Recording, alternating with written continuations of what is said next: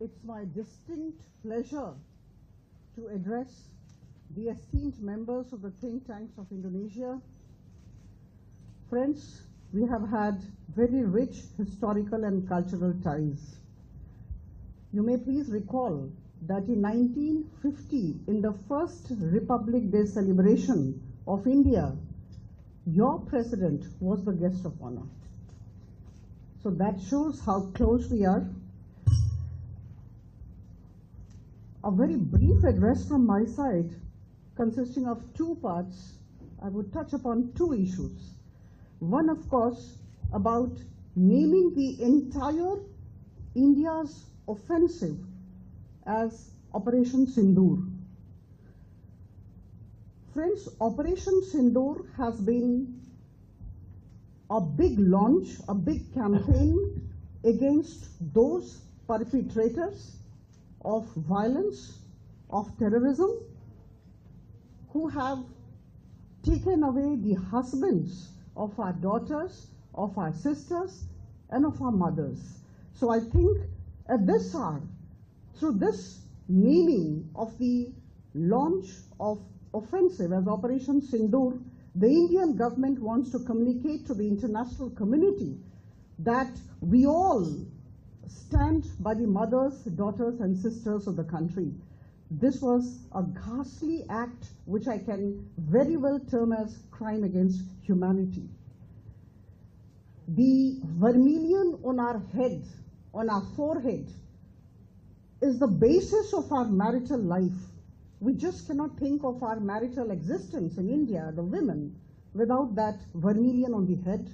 And these terrorists came and removed those marks from the forehead of women, and that is something which is deplorable and we strongly condemn. This is one part.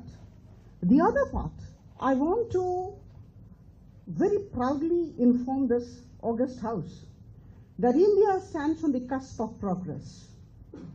And there is a reason why I talk about India's positioning in the world at this juncture, which I'll come to later on.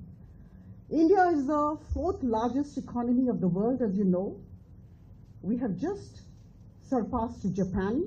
And the way we all of us are working in India, 140 crore Indians, 1.4 billion Indians, we will definitely be the third largest economy, surpassing Germany in the next 2.5 to 3 years. We are extremely confident, and this confidence we express with tremendous sense of humility. Friends, we have a GDP growth rate of 6.4%, which is definitely remarkable compared to many of the other countries. The foreign exchange reserves, which are extremely important to offer confidence to the investors and the consumers, at this juncture stand at $690 billion in India, which is one of the highest again when you compare with many countries of the world. We have a retail inflation of just 3.16%, which is declining with every passing day. Again, it's a mark of confidence that we want to give to the consumers and the investors.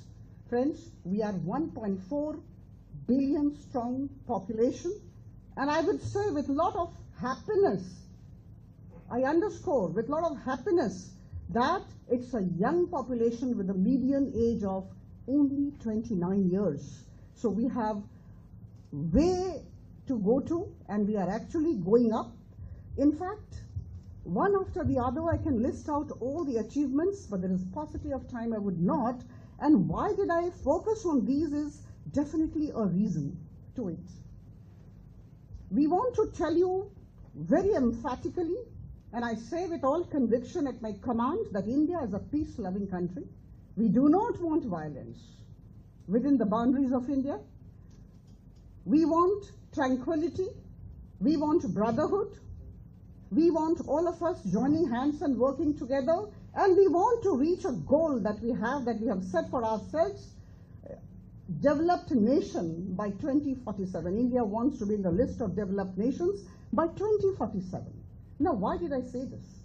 I'm saying all these things, I'm counting my achievements, my country's achievements, just because I want to communicate very strongly that at this moment of charting the path to progress. We do not want disturbance. We do not want terrorism. We do not want violence. We want peace. We want tranquility. We want a sense of Bonhomian brotherhood. And that is why all of us have gathered here. In fact, my very esteemed colleague, Sri Salman Khurshid ji, has actually put the entire thing in proper perspective. We want to solicit Indonesia's support. Indonesia is extremely important for us. As I told you, it has been our partner all through. And I must tell you that I come from Odisha. My friend sitting there, Mr. Pradhan, is also from Odisha. Just a few words before I conclude.